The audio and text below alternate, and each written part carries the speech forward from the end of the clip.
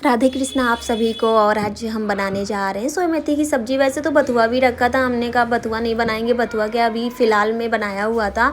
बथुआ मक्के की पूड़ी तो डेली डेली बनाओ तो ये भी क्या है, बोर हो जाते हैं। फिर ये कहते हैं इनको हरी सब्जियाँ कम पसंद आती हैं। इनको वैसे आलू की सब्जियाँ कुछ ज़्यादा ही पसंद आती है, जैसे आलू भुजिया हो गई या दाल चावल इनको बना के दे दो तो ये आराम से खा लेते हैं। इसलिए हम ज़्यादा कुछ ट्राई नहीं करते हैं कि ये खाते हैं नहीं, अपने अकेले के लिए क्या ट्राई करो। और वैसे देखा जाए तो ये हमसे बहुत मतलब अलग है। अब जैसे हमको हरी सब्जियाँ पसंद है, इनको आलू पसंद है, तो यही सब चीज़ें देखना पड़ता है कि जो हमें भी पसंद आ जाए इनको भी पसंद आ जाए। सोया मेथी ऐसी सब्जी होती है तो कि हर किसी को पसंद आ जाती है। फिर हमने इसको लहसुन और मिर्ची से तड़का दे दिया, जीरा से तेल से, ये हमने पकने के लिए रख दिया। आज हमने इनको टिफ़िन नहीं दिया था, हमने कहा चलो आज हम लेट से टिफ़िन लंच तैयार करेंगे। ये बज रहे थे दोपहर के 1:30 और बेटी का भी टाइम होने लगता है 2 बजे, तो हमने कहा चलो उसके भी आते आते खाना बन जाएगा तो ज़्यादा अच्छा है। अगर बच्चे आ गए तो बच्चों के पास अगर लग जाओ काम में तो हमारे पास टाइम नहीं मिल सकता। फिर क्या है, किचन का भी काम और उधर भी काम, फिर काम हो नहीं पाता। इसलिए हम अधिकतर कोशिश करते हैं कि बच्चे स्कूल से ना आ पाएँ और हम जल्दी से अपना काम वो कर लें सारा।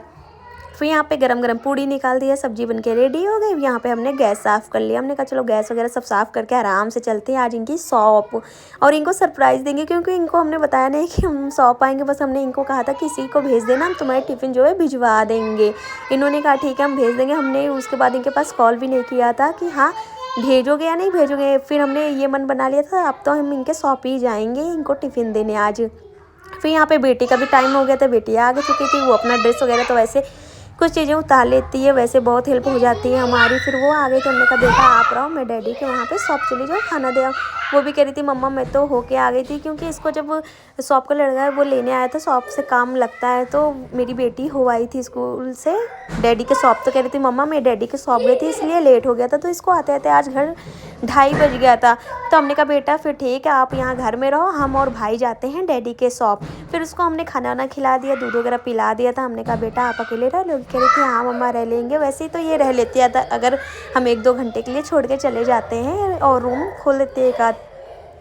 और यहाँ पे हम आ जाते हैं लॉक करने और एक रूम खुला रहता है, तो वहाँ पे हम बेटे कहते हैं बाबू यहाँ पे कोचिंग वगैरह पढ़ लेना, और हम भाई निकल जाते हैं। यहाँ पे ओला बुक किए रहते हैं, ओला गया इतना टाइम लगा देते हैं, 6-7 मिनट से 10 मिनट लगाते हैं, वही हम कॉल कर रहे थे। फिर यहाँ पे भैया आ गए थे, हम लोग बैठे भाई के साथ और यहाँ पे निकल गई। ये मार्केट है तो इतनी जाम लगती है, भीड़ लगती है कि क्या ही बताएं, कुछ समझ में नहीं आता है।